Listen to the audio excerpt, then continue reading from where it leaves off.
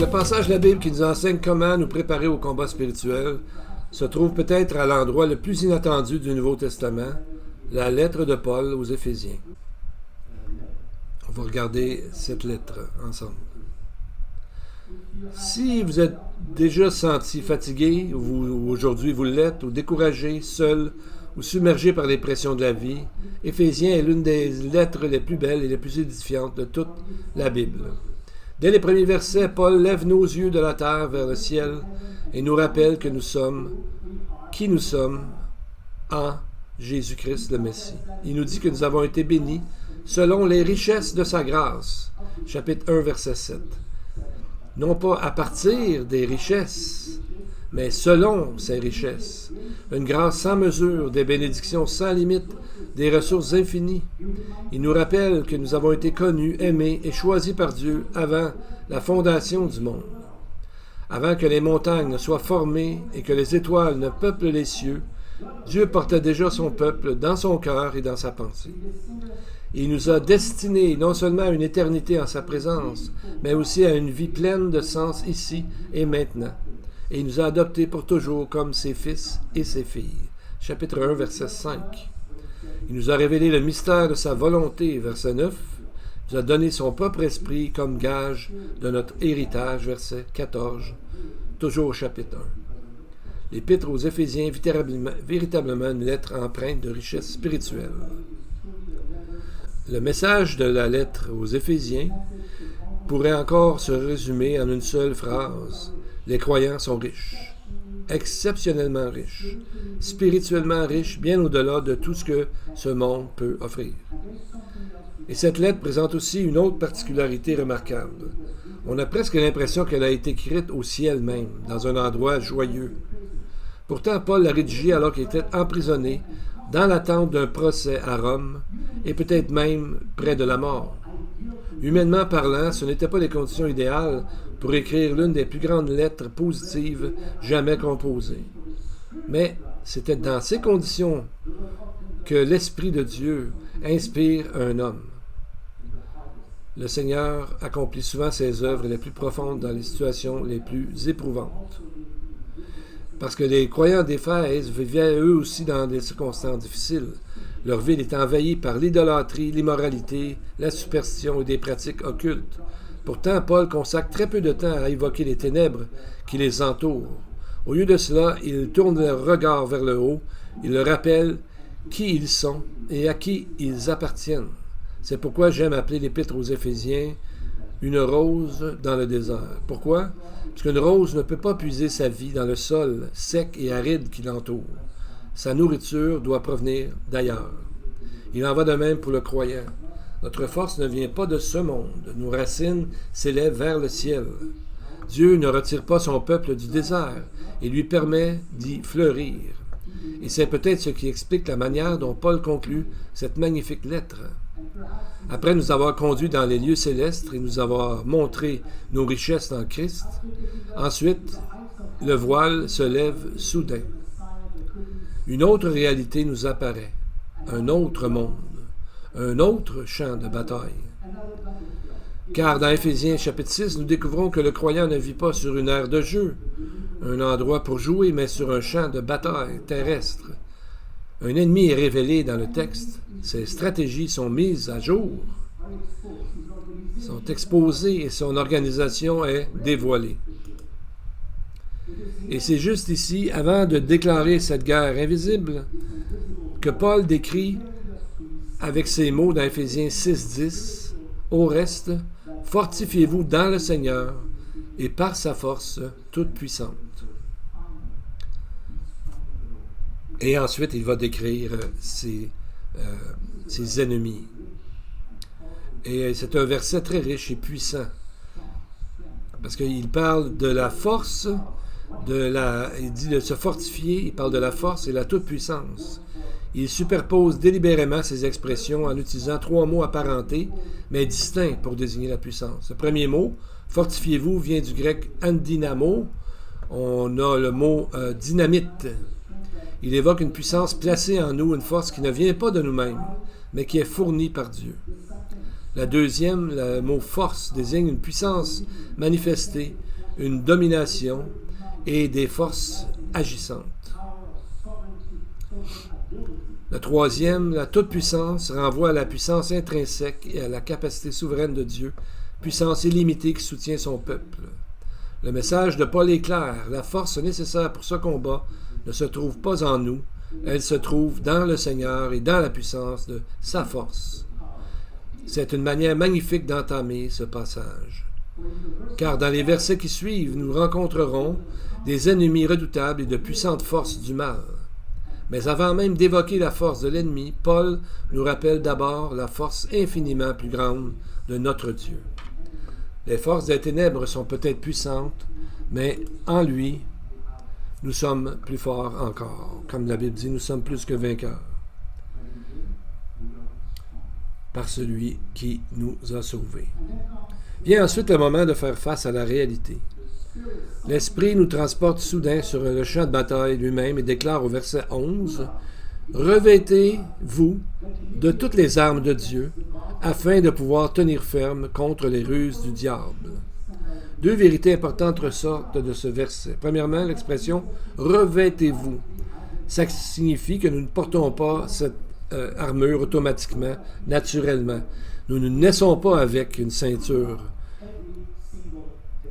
avec cette ceinture. Nous ne nous réveillons pas chaque matin en la portant déjà. Nous devons délibérément, volontairement, quotidiennement décider de la porter. Bien sûr, nous sommes sauvés pour l'éternité, scellés par l'Esprit, mais nous sommes appelés à marcher avec Dieu chaque jour que nous vivons sur cette terre. La vie du croyant ne s'arrête pas au moment où nous recevons Yeshua comme sauveur, mais c'est alors que le combat commence. Beaucoup de croyants s'imaginent que la conversion marque la fin de la guerre pour finalement découvrir qu'elle s'apparente davantage à un enrôlement dans une armée. Peut-être une grande partie de la déception et du découragement parmi les croyants vient du fait qu'ils n'ont pas pris conscience qu'ils avaient négligé de revêtir l'armure de Dieu. C'est pas une petite affaire. Notre santé spirituelle et notre victoire en dépendent. Et remarquez la précision de l'apôtre Paul. Il parle de l'armure complète de Dieu. Pas un morceau, pas une seule pièce, pas 2 pièces, mais 7 morceaux. 7 pièces d'équipement pour l'armure de Dieu. En fait, il réitère ce même commandement au verset 13. Et pourquoi est-ce important? À cause, dit-il, des ruses du diable. Le mot grec pour les ruses est méthodia. On y trouve la racine de notre mot français méthode. L'idée est celle d'une stratégie soigneusement planifiée, un stratagème calculé, une attaque organisée. Notre ennemi n'agit pas au hasard. Il observe, il planifie, il attend et attaque avec détermination. Ces méthodes sont spécifiquement conçues pour faire trébucher les croyants. C'est pourquoi Paul insiste. Revêtez l'armure complète de Dieu. C'est ce qu'il nous dit. Ce n'est pas un choix, c'est vraiment un commandement de faire pour continuer dans la vie spirituelle. Et c'est dans le verset célèbre que nous allons citer, Éphésiens 6,12. « Car nous n'avons pas à lutter contre la chair et le sang, mais contre les dominations, les autorités, les princes de ce monde de ténèbres, contre les esprits méchants dans les lieux célestes. » Et notons les 4 catégories du monde démoniaque. En premier, les principautés. Archaïe en grec, semble s'agir des autorités spirituelles, le rang le plus élevé dans le royaume de Satan. Ensuite, les autorités spirituelles qui exercent un pouvoir délégué sous l'autorité des principautés. Puis, troisièmement, les princes des ténèbres. Ce titre est difficile à cerner, mais il pourrait désigner des dirigeants du monde ou des maîtres de l'ordre mondial, peut-être ceux qui influencent les dirigeants et les nations. Ensuite, les esprits méchants, les soldats de base qui cherchent continuellement à répandre le mal dans notre monde, qui sont toujours là pour essayer de semer la confusion et le mal. Et ils sont très bien, extrêmement bien organisés. Mais on peut se demander pourquoi devons-nous connaître ces choses avec une telle précision? On ne peut pas aller dans ces endroits pour voir, parce qu'une des plus grandes stratégies de Satan a toujours été de convaincre les gens qu'il n'existe pas, et ses forces non plus. Parce que si on les ignore vraiment, on dit que le diable, ça n'existe pas vraiment, on ne pourra pas leur résister. Mais dans ce verset, les forces du mal sont mises au jour plutôt. Leurs rangs, leurs organisations et leurs sphères d'action sont révélées. Et cela fait partie de la stratégie de combat. Lorsqu'une armée part au combat, elle doit savoir qui est l'ennemi, où il se trouve et comment il s'organise. Ce n'est qu'alors qu'elle peut combattre efficacement cet ennemi. C'est exactement ce que nous enseigne Éphésiens 6.12. Ce verset nous apprend que Dieu sait exactement qui est l'ennemi et où il opère. Même leur structure cachée lui est parfaitement connue parce que Dieu sait tout. Ce qu'ils ont cherché à dissimuler à l'humanité depuis le tout début, est entièrement mis à nu devant Dieu. Et cette vérité ne nous est pas donnée pour nous effrayer, mais plutôt pour nous rassurer. Les forces des ténèbres sont connues, limitées et entièrement soumises à l'autorité de Dieu, ce que Dieu permet que ces forces démoniaques puissent faire. Il n'y a absolument rien à craindre. Dieu sait tout de ce qui se passe. Et à partir du verset 14, c'est là que Paul présente les 7 éléments de l'armure de Dieu. Mais où Paul tire-t-il cette image? C'est l'armure parfaite de Dieu. Et c'est ce qui est remarquable, c'est qu'au long de ce passage, Paul puise, dans le fond, dans une série de textes des Écritures hébraïques, dont beaucoup sont des passages messianiques décrivant le Messie lui-même. En d'autres termes, l'armure n'est pas simplement un équipement que Dieu nous donne, elle est une image du Messie.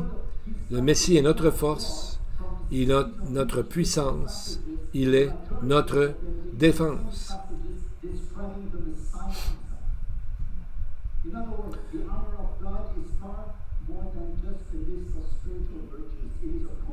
Donc, c'est un portrait de qui est notre Seigneur et quels sont les éléments de notre armure.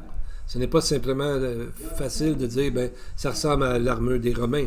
Ce sont plutôt des textes qui ont des liens avec des textes dans l'Ancien Testament. Donc, nous avons 7 éléments pour l'armure de Dieu. 7 est le nombre de la plénitude spirituelle, de la perfection. Nous avons ici la provision complète de Dieu pour le croyant. 7 est aussi le nombre du repos, du sabbat. Lorsque nous revêtons cette armure, nous nous trouvons en repos dans la provision et la protection de Dieu. Et 7 est le nombre de branches de la menorah, du chandelier dans le lieu saint, qui nous rappelle que notre service pour Dieu ne peut s'accomplir seulement que par sa force.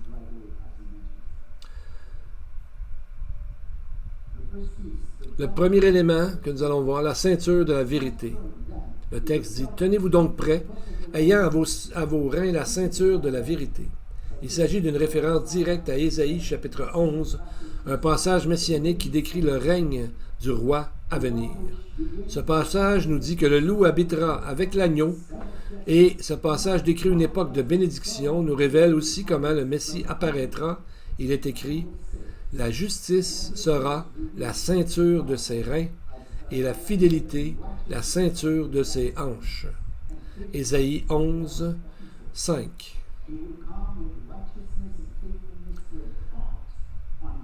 Et plus tard, dans Apocalypse 11, chapitre 13, la couleur de cette ceinture nous est indiquée. Il est dit qu'il porte une ceinture d'or autour de la poitrine.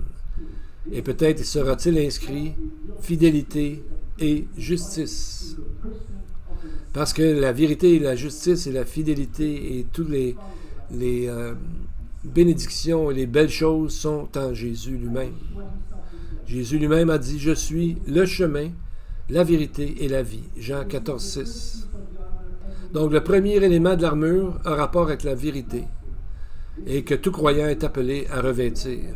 Lorsque vous pensez à la ceinture, pensez à l'écharpe du sacrificateur qui maintenait ses vêtements en place afin qu'il puisse servir efficacement.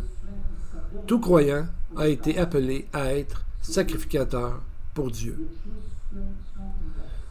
Et lorsque vous pensez à la ceinture, pensez aussi à celle de l'haltérophile qui procure la force et la stabilité à ses reins pour pouvoir lever des poids immenses. Donc, il a été la même chose pour nous. Dieu nous dit que nous sommes des sacrificateurs pour le Seigneur. Et comme a dit Yeshua, vous connaîtrez la vérité et la vérité vous affranchira. Jean 8, 32. Et lorsque nous marchons avec Yeshua, la vérité elle-même, les fardeaux deviennent plus faciles à porter. La deuxième et troisième pièce de l'armure maintenant constitue la cuirasse de la justice, verset 14. Et ce lien, on peut le trouver dans le chapitre 59 d'Ésaïe. Il est dit dans ce texte que l'Éternel a regardé et a vu qu'il n'y avait aucun homme, personne pour intervenir, personne pour intercéder. On trouve ce texte dans Ésaïe 59, verset 16. C'est alors que le Seigneur lui-même est intervenu pour sauver, pour amener le salut. Ésaïe 59, 17 nous dit « Il se revêtit de la justice comme d'une cuirasse et mit sur sa tête le casque du salut. » Le salut et la justice sont ce que le Messie est venu apporter. Alors, lorsque Paul nous exhorte à revêtir la cuirasse de la justice, il ne parle pas de notre propre justice, mais de la justice du Messie. Donc, il ne parle pas de notre justice à nous, mais il parle de la justice de notre Messie que nous devons porter. Le mot hébreu, c'est le mot tzedaka, qui véhicule également l'idée d'équité, de justice et de la position de justesse que Dieu accorde à ceux qui placent leur confiance en lui. Mais quel est le rôle pratique de la cuirasse? C'est de protéger en particulier le cœur contre les flèches et les coups d'épée. Et les soldats modernes portent des gilets pare-balles pour les mêmes raisons. Sur le plan spirituel, la cuirasse de la justice protège le cœur. Dans les Écritures, le cœur est le siège de nos pensées, nos émotions et de nos affections. C'est aussi souvent là que l'ennemi porte ses attaques directement. Dans la Bible, Satan est appelé l'accusateur.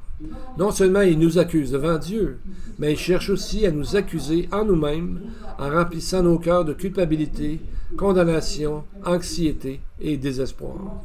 Il veut que les croyants se sentent vaincus, opprimés, indignes de servir Dieu. Or, ce n'est pas ainsi que le Seigneur a voulu que ses enfants vivent. La cuirasse de la justice nous rappelle que notre position devant Dieu ne repose pas sur notre propre justice, mais sur la sienne. Lorsque nous revêtons la justice du Seigneur, nous sommes protégés contre les accusations de l'ennemi. Il y a la liberté, la paix et de l'assurance dans la justice de Jésus. Lorsqu'on ne porte pas la cuirasse de la justice, qu'est-ce qui arrive? Qu'est-ce qui refait surface? La culpabilité. Si la culpabilité peut parfois être notre allié, elle peut souvent devenir l'une des armes les plus redoutables de l'ennemi. Lorsque nous péchons, nous nous sentons coupables. Ce n'est pas nécessairement une mauvaise chose. Une telle culpabilité nous mène à nous examiner, confesser notre péché devant Dieu, à recevoir son pardon et à aller de l'avant. Et nous pouvons le faire grâce à la justice du Messie. Mais lorsque la culpabilité commence à occulter la justice du Messie dans nos pensées, elle devient donc un problème grave qu'il faut traiter rapidement, car une culpabilité non résolue finit par nous paralyser. De la culpabilité naissent des souvenirs obsédants, des échecs passés, des péchés que nous regrettons encore amèrement. Pourtant, le croyant n'est pas appelé à vivre de cette façon. Le Messie, Jésus-Christ, est mort précisément pour nous libérer de ces choses. Et lorsque nous attardons sans cesse sur des péchés pardonnés et des échecs passés, que disons-nous réellement au Seigneur? Vous savez, c'est comme un peu, on est en train de se rappeler des choses qui ne sont plus pour nous. Ce que les médecins appellent la douleur du membre fantôme. Il y a des gens qui ont perdu un bras ou une jambe et continuent de ressentir une douleur, des démangeaisons ou une gêne dans un membre qui pourtant n'est plus là. De la même manière, les croyants parfois continuent de se sentir condamnés pour des péchés qui, aux yeux de Dieu, n'existent plus. Car en notre position en Christ, ces péchés ont été effacés. C'est pour ça qu'il dit dans Romains 8.1, il n'y a maintenant aucune condamnation pour ceux qui sont en Jésus, le Messie. Aucune, absolument aucune. C'est là la protection qu'offre la cuirasse de la justice. Troisième élément, c'est la chaussure du croyant. Le texte dit « Et pour chaussure, le zèle que donne l'évangile de paix ». Éphésiens 6.15. Là encore, Paul s'inspire d'un passage messianique important tiré d'Ésaïe 52, verset 7. Une section qui commence par des paroles magnifiques. « Qu'ils sont beaux sur les montagnes, les pieds de celui qui apporte de bonnes nouvelles, qui annonce la paix, qui apporte de bonnes nouvelles de bonheur, qui annonce le salut, qui dit à Sion, « Ton Dieu règne ». De nombreux anciens rabbins, notamment dans un livre appelé la Pesikta de Rav Kahana, voyaient dans ce passage une référence au Messie à venir. Nous voyons ici le Messie apporter la bonne nouvelle lors de sa première venue, proclamer la paix et annoncer le salut, ce qui mène directement au texte d'Ésaïe 53, où il est écrit qu'il donne sa vie pour les péchés d'un grand nombre. C'est ce passage que Paul a à l'esprit lorsqu'il parle des chaussures de l'évangile de paix. Une fois que nous avons revêtu la ceinture de vérité et la cuirasse de la justice, nous sommes prêts à aller proclamer cette vérité aux autres. Car le croyant n'est pas seulement appelé à tenir ferme, mais aussi à porter au monde la bonne nouvelle du Messie. C'est là ce que sont les chaussures de l'évangile de paix. Le quatrième élément de l'armure, le bouclier de la foi. Prenez par-dessus tout le bouclier de la foi, avec lequel vous pourrez éteindre tous les traits enflammés du malin. Verset 16. Il s'agit apparemment d'une allusion au psaume 91, psaume considéré au 1er siècle comme une protection contre les puissances démoniaques. Il est dit dans ce psaume que l'Éternel est notre refuge et notre protection, et au verset 4, on lit ceci. Sa vérité est un bouclier et une cuirasse. Et juste après, il est dit, tu ne craindras ni les terreurs de la nuit, ni la flèche qui vole de jour. Ici, Paul parle du bouclier qui éteint tous les traits enflammés du malin. Le mot que Paul utilise pour désigner le bouclier fait référence au grand bouclier qu'on appelait, qui était porté par les soldats romains, et un bouclier qui protégeait tout le corps. Par sa taille et sa forme, il ressemblait à une porte que le soldat mettait devant lui. C'est ainsi que Dieu protège pleinement son peuple. Le Talmud désigne le psaume 91 sous le nom de Shir Shel Pegaim, le chant contre les esprits mauvais. On reconnaît la puissance et la protection qui émanent de ce psaume. Dans l'évangile de Luc, Jésus a cité ce psaume dans le chapitre 10 en disant à ses disciples quelle autorité ils avaient sur les puissances démoniaques, en faisant allusion au verset 13. « Tu marcheras sur le lion et sur le serpent, tu fouleras aux pieds le lionceau et le serpent. » Donc, on voit comment Dieu nous protège complètement avec l'armure de Dieu. Donc, le bouclier de la foi, ensuite, qu'on voit, la foi est l'assurance des choses qu'on espère, la conviction des choses qu'on ne voit pas. Pour arriver à ce point-là, il faut d'abord mettre la ceinture de la vérité, la cuirasse de la justice, les chaussures de l'évangile de paix. Les pièces de l'armure semblent s'appuyer les unes sur les autres, chacune préparant la suivante. La cinquième pièce est le casque du salut. Il s'agit d'une autre citation directe de Ésaïe 59, 17, où le texte parle du pectoral. Le casque, de son côté, parle de l'assurance de notre salut. Et cela est particulièrement important au milieu d'un combat spirituel. Ce que le casque nous rappelle, c'est que, aussi féroce que soit la bataille, nous ne pouvons pas perdre la guerre. Cela parle de notre sécurité éternelle dans le Messie. Cela nous donne la certitude qu'aucune fléchette, aucun dard, aucun missile, aucune attaque de l'ennemi ne peut pénétrer cette protection. Certains anciens rabbins, dans un texte appelé Beth Hamidrash, font référence au casque du salut comme étant la couronne du Messie, en disant que le Messie vient vêtu de gloire et orné de vêtements de splendeur. Il en va de même pour ceux qui transmettent le message de Dieu, le message de salut aux autres. La sixième pièce de l'armure est l'épée de l'Esprit qui est, bien sûr, la parole de Dieu. C'est notre arme à la fois défensive et offensive, fournie par l'Esprit de Dieu. Le mot grec utilisé ici pour le mot parole est rhéma, désignant ce qui est prononcé, une parole dite, une déclaration ou une énonciation. Et il s'agit ici peut-être d'une allusion à Ésaïe chapitre 49, verset 2, passage qui décrit la préparation du Messie pendant les jours de sa jeunesse. Il est écrit que l'Éternel avait rendu sa bouche semblable à une épée tranchante, qu'il l'a cachée sous l'ombre de sa main, et qu'il a fait de lui une flèche aiguë, et qu'il l'a cachée dans son carquois. Donc l'expression « il a fait de moi » implique l'idée de désigner, d'établir ou d'examiner. Donc on voit que Dieu a joué un rôle déterminant dans l'enseignement et l'éducation de son Fils. Lorsqu'on lit qu'il a rendu sa bouche semblable à une épée tranchante, pensons à l'épée de l'Esprit, la parole de Dieu, car Yeshua l'a constamment utilisée tout au long de son ministère pour amener les gens à Dieu. Et cette image de l'Esprit de Dieu comme parole tranchante est aussi dans l'Apocalypse. Et comment Jésus a-t-il appris cette parole? C'est là que le texte nous offre une application pratique remarquable pour nos vies. C'est le 7e élément de l'armure, la prière. Faites en tout temps, par l'Esprit, toutes sortes de prières et de supplications, et veillez à cela avec une entière persévérance, et priez pour tous les croyants. C'est le dernier élément, mais aussi celui, d'une certaine manière, qui enveloppe tous les autres éléments de l'armure. On dit que Satan rit de nos efforts et se moque de notre sagesse, mais qu'il tremble lorsque nous prions, car le Seigneur écoute toutes nos prières. Tout comme pour la parole de Dieu et pour chacun des 6 autres éléments, la prière doit se pratiquer au quotidien. Et à quelle fréquence priait-il et étudiait-il? Il nous est dit que l'Éternel formait le Messie durant sa jeunesse. Le Seigneur Dieu, a dit le texte, « Éveille mon oreille matin après matin pour que j'écoute comme un disciple. » Le Messie s'exprime ici, il nous dit que lui, Dieu lui-même, dans le fond, se réveille chaque matin. En hébreu, on dit « Beboker, Baboker », qu'il éveille son oreille pour écouter comme le font les disciples.